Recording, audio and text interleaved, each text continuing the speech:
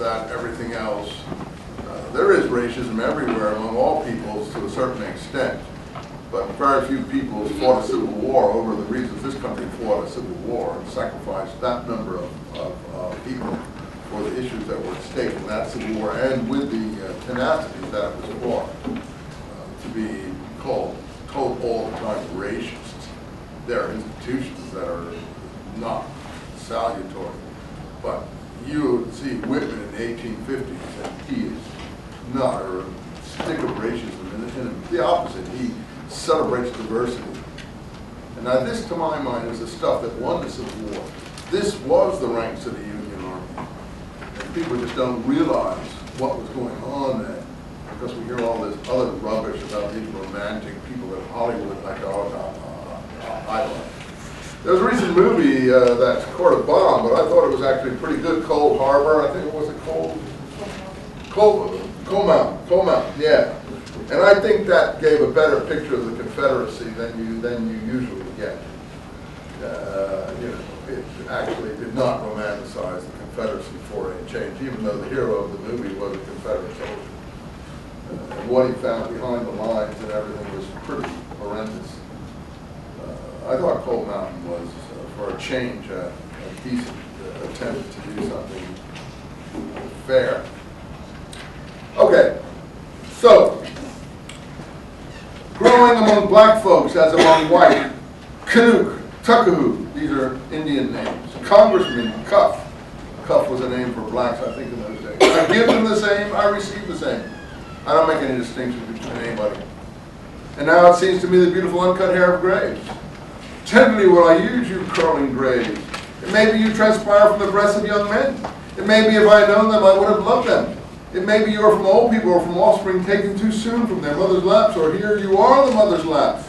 This grass is very dark to be from the white heads of old mothers, darker than the colors beards of old men, dark to come from under the faint red roofs of mouths. Oh, I perceive through all so many uttering tongues, and I perceive they do not come from the roofs of mouth for nothing, and I wish I could translate the hints about the dead young men and women, and he cares very, very much, obviously, for all these things.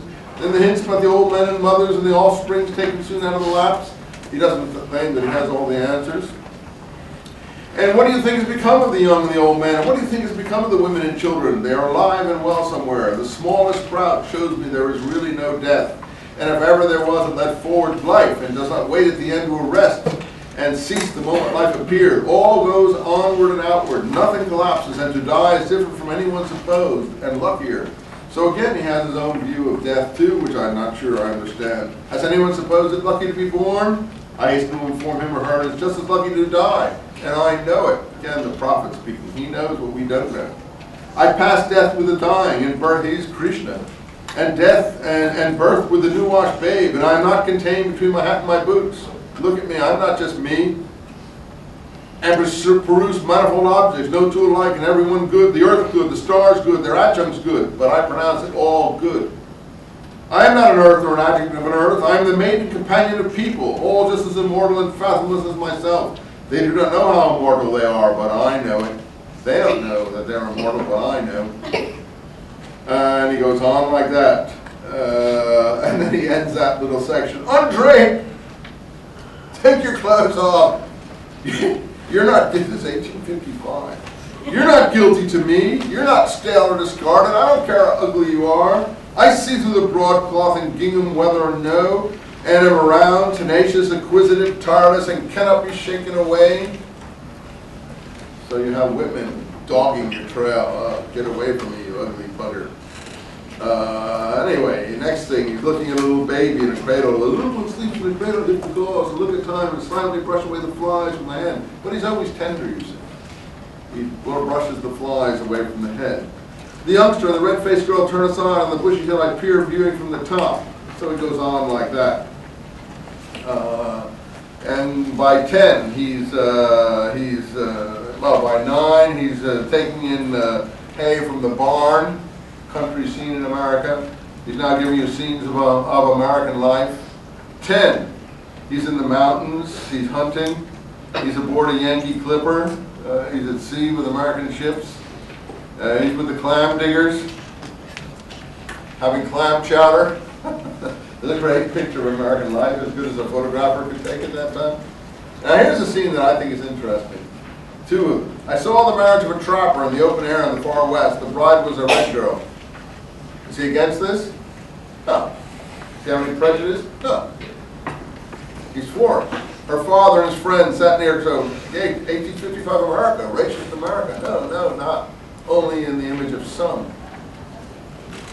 Her father is for not the people who fought the war, not the people who went down to the battlefields, maybe the shirkers. Her father and her friend sat near, cross-legged and dumbly smoking. They had moccasins to their feet because, you know, the Union took tremendous sacrifices. They lost maybe twice as many people as the South lost in the battles, and still they kept coming. Her friend and father sat near, cross-legged and dumbly smoking. They had moccasins on their feet, so I would never denigrate the Union Army in the Civil War the way you hear it sometimes done. That showed tremendous resilience and courage and tenacity. Her father and friend sat near, cross-legged and dumbly smoking. They had moccasins to their feet and large, thick blankets hanging from their shoulders. On a bank lounged a trapper. He was dressed mostly in skins. His luxuriant beard and curls protected his neck. He held his bride by the hand. She had long lashes. Her head was bare. Her coarse, straight locks ascended upon her voluptuous limbs and reached to her feet. Does he like the woman? Yeah. Is he prejudiced against her?